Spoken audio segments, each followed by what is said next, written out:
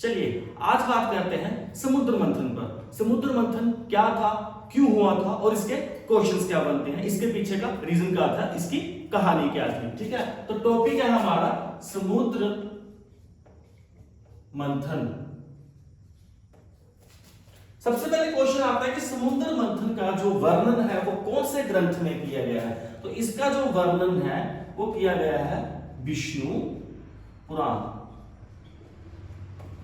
समुद्र मंथन का जो वर्णन है वो विष्णु पुराण में किया गया है। शुरू से शुरू करते हैं कि समुद्र मंथन हुआ क्यों था। तो क्या था, एक टाइम जो राक्षसों के गुरु थे शुक्राचार्य जी, उन्होंने शिव जी की तपस्या करके शिव जी से संजीवनी मंत्र ले लिया था। संजीवनी मंत्र एक ऐसा मंत्र होता है जिसमें किसी की मृत्यु हो जाए तो उस मंत्र से उसको दोबारा जिंदा कर सकते हैं। इससे क्या हुआ, जो राक्षस साम्राज्य था वो पावरफुल हो गया और उन्होंने देवताओं को लड़ने की चुनौती दे दी। और जब देवताओं से उनकी लड़ाई हुई तो इसमें क्या हुआ, जब देवता राक्षस को मारते थे तो राक्षस पुनः जीवित हो जाते थे शुक्राचार्य के संजीवनी मंत्र की वजह से। और इसमें क्या हुआ, जो देवता थे उनकी संख्या कम होने लगी। इस कारण जो देवता थे वो भगवान विष्णु के पास गए कि हमें बचाइए, हमें कुछ बताइए, हम क्या करें। तो इसके लिए विष्णु भगवान ने एक आइडिया दिया हमको। बोलते हैं कि आप क्या करो, समुद्र मंथन करो। कि समुद्र में से जब समुद्र मंथन करेंगे तो उसमें से अमृत निकलेगा। जब देवता उस अमृत को पी लेंगे तो देवता क्या हो जाएंगे, अमर हो जाएंगे। ठीक है, अब इसके क्या करते हैं, आगे की कहानी, आगे के क्वेश्चंस देखिए। समुद्र मंथन में हुआ क्या था। सबसे पहले क्या हुआ था, समझौता। ये समझौता हुआ था दानव और देवता के बीच।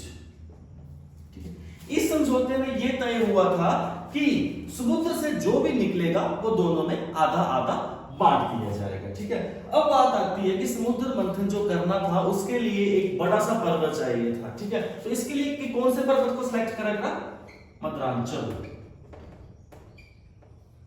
इसके लिए कौन से पर्वत को सिलेक्ट किया गया, मद्रांचल पर्वत को सिलेक्ट किया गया। अब मद्रांचल पर्वत को मंथन करने के लिए, मंथन जैसे लस्सी छोड़ते हैं, मंथन करने के लिए एक रस्सी भी चाहिए थी। अब रस्सी के रूप में जिसका प्रयोग किया गया वो थे बासुकी नाग। बासुकी नाग ने खुद को रस्सी की तरह यूज करने दिया। जो बासुकी नाग है वो कौन है, तो शिव जी के गले में होते हैं ना, वो बासुकी नाग है। विष्णु के पास कौन से हैं, शेषनाग। शिव जी के गले में कौन से हैं, बासुकी नाग है। मद्रांचल, बासुकी नाग।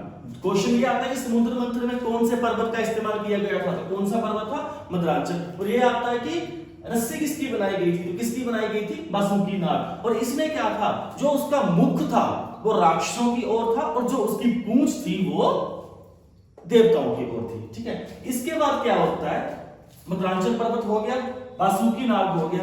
अब क्या करते हैं, अब मद्रांचल पर्वत को समुद्र में रखते हैं और उसका मंथन करने लगते हैं, लेकिन उसके नीचे कोई सरफेस नहीं था, मिट्टी थी, तो वो क्या कर रहा था, बीच में डूब रहा था, घूम नहीं रहा था। तो इसके लिए क्या करा, विष्णु भगवान ने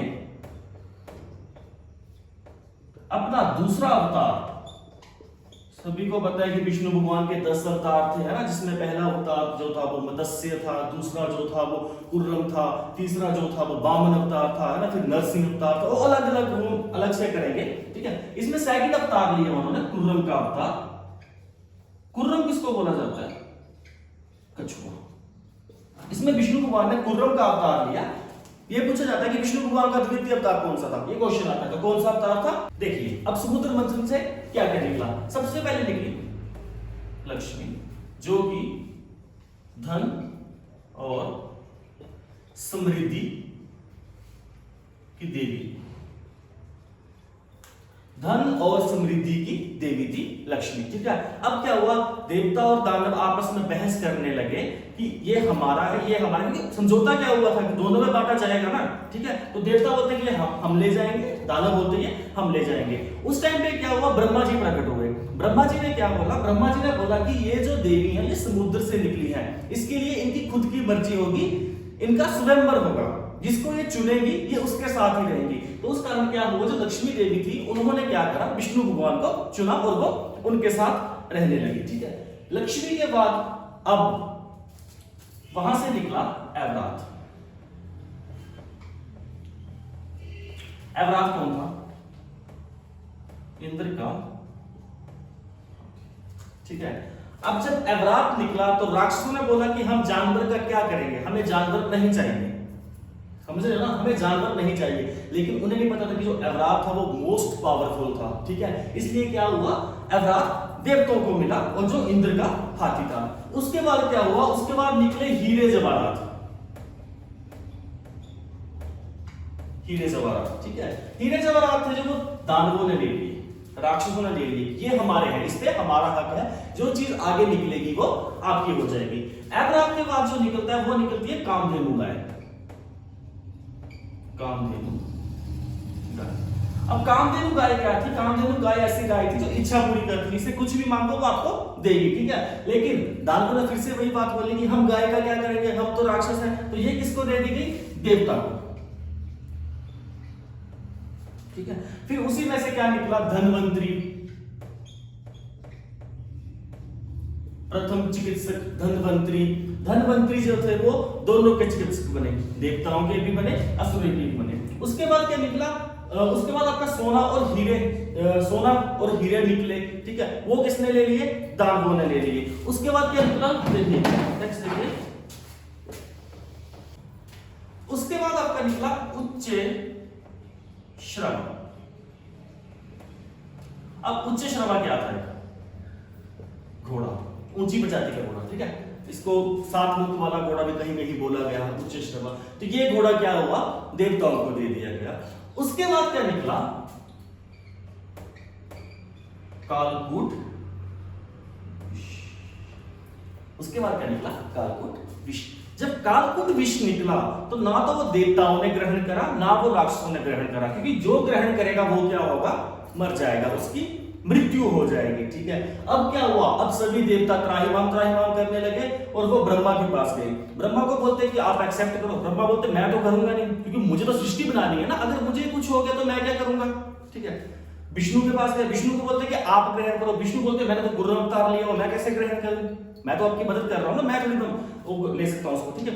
फिर वो शिव जी के पास गए कि आप कुछ करिए। शिव जी ने क्या करा, क्योंकि ये जो विष था ये पूरी हवा में फैल रहा था, जिससे क्या हुआ, जो मानव जाति थी उसको नुकसान हो रहा था, ठीक है। तो शिव जी ने क्या करा, कालकूट विष को ग्रहण कर लिया, लेकिन अपने गले तक रखा। इस वजह से शिव जी को नीलकंठ बोला जाता है। अब यह आता है कि समुद्र मंथन के टाइम शिव जी ने जो विष पिया था उसका नाम क्या था, तो उसका नाम था कालकूट विष। इसलिए शिव जी ने क्या करा, उसको अपने गले में रखा, जिस वजह से क्या हुआ, जो शिव जी की जो बॉडी थी वो गर्म होने लगी, उनका जो सिर था वो क्या हुआ, गर्म होने लगा। इस कारण जो देवता कौन थे, चंद्रमा, चंद्रमा देवता थे, वो उनके सिर पे विराजमान हुए, क्योंकि चंद्रमा जो होते हैं वो ठंडक, ठंडक के प्रतीक होते हैं ना, तो क्या हुआ, वो उनके सिर पे स्थापित हो गए। लास्ट में जो निकला वो निकला अमृत, लास्ट में जो निकला वो निकला अमृत। अब डिसीजन ये हुआ था कि जो अमृत है वो देवता और दानव दोनों में बांटा जाएगा, दोनों में बांटा जाएगा। लेकिन अगर दानव भी अमृत ग्रहण कर लेते तो वो अमर हो जाते। इसलिए भगवान विष्णु ने क्या करा, भगवान विष्णु ने मोहिनी रूप का अवतार लिया, जो मोहिनी रूप थी, एक लड़की का रूप अवतार लिया और कहा कि इसको मैं बांटूंगा, ठीक है। एक लड़की का रूप अवतार लेकर उन्होंने क्या बोला कि जो अमृत है उसको क्या करूंगा, मैं बांटूंगा। लेकिन जो शुक्राचार्य थे, दानव गुरु, राक्षसों के गुरु, उनको डाउट था कि विष्णु कुछ, उनको पता था कि देवता लोग कुछ तो गड़बड़ करेंगे, ठीक है। और ऊपर से वो विष्णु जो थे उन्होंने क्या करा, लड़की का रूप ले लिया था, मोहिनी का रूप ले लिया। तो उन्होंने क्या करा, अपने एक गुप्तचर जिसका नाम था स्वर को भेजा कि आप ऐसा करिए, आप देवता का रूप ले लीजिए और देवताओं के बीच जाके बैठ जाइए और देखिए क्या हो रहा है, ठीक है। तो स्वर भानु ने क्या करा, देवता का रूप ले लिया। अब क्या होता है,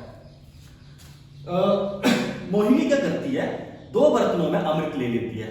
लोगों को लगता है कि अमृत है, लेकिन एक में वो अमृत डालती है, एक में वो मदिरा, जिसको शराब बोलते हैं, वो डालती है, ठीक है। एक साइड देवता बैठ जाते हैं, एक साइड असुर बैठ जाते हैं, जिस वजह से क्या होता है, जो देवता थे उनको अमृत पिलाया जा रहा था, जो दानव थे उनको मदिरा पान करवाया जा रहा था, शराब पिलाई जा रही थी, ठीक है। अब राक्षसों को क्या रहा था, शराब का नशा हो रहा था, तो उनको लगा कि हाँ ये अमृत है, कुछ तो अलग फील हो रहा है हमें ना, ये अमृत है। लेकिन जो स्वर भानु था वो देवता बन के चंद्रमा और सूर्य के बीच बैठ गया था, ठीक है। और क्या करता, जब भगवान विष्णु उस अमृत को पिला रहे थे तो स्वर भानु ने भी उस अमृत को पी लिया। लेकिन जैसे ही उसने उस अमृत को पिया, वैसे ही चंद्रमा को पता चल गया कि ये तो दानव है, ये तो देवता है नहीं। उसने उसी टाइम भगवान विष्णु को बोला कि ये दानव है, देवता नहीं है। तो भगवान विष्णु ने क्या करा, उसी टाइम अपने सुदर्शन चक्र से उसको काट दिया, उसका गला और उसका शरीर अलग कर दिया। लेकिन अमृत वो पी चुका था, अमर वो हो चुका था, ठीक है। तो उसकी मुंडी अलग होगी, उसकी धड़ अलग होगी। उसी को आज राहु और केतु बोलते हैं। जो उसकी मुंडी है वो राहु है, जो उसका शरीर है वो केतु बन गया था, ठीक है। तो इस प्रकार समुद्र मंथन हुआ था। ये थी समुद्र मंथन की कहानी। और इसके जो क्वेश्चंस थे वो भी आपको बताए हैं ना, कि मद्रांचल पर्वत था, बासुकी नाग था, कुर्रम अवतार लिया था, ठीक है। निकला क्या क्या था, किस किस को क्या क्या बांटा गया था, जो विष था उस विष का नाम क्या था जो शिवजी ने ग्रहण करा था, ठीक है, उसका नाम क्या था, कालकूट विष था। तो ये था आपका समुद्र मंथन।